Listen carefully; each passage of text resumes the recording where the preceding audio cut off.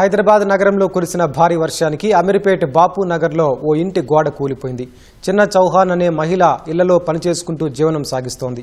ప్రస్తుతం నగరంలో కురుస్తున్న వర్షాలకు శనివారం ఆమె ఇంట్లో ఉన్న సమయంలో గోడ ఒక్కసారిగా కూలిపోయింది.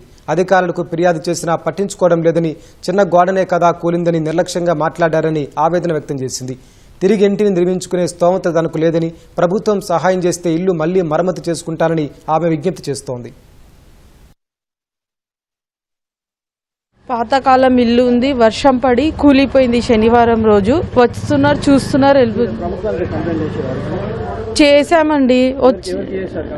ఎంఆర్ఓకి చేశాము, వచ్చారు, చూశారు, చిన్నదే కదా మా కూలిపోయింది అని చెప్పి వెళ్ళిపోయారండి.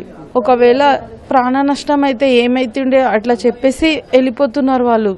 నాకు గవర్నమెంట్ నుంచి సాయం కావాలనుకుంటున్నాను. నాకంత స్తోమత లేదు కట్టుకోవడానికి.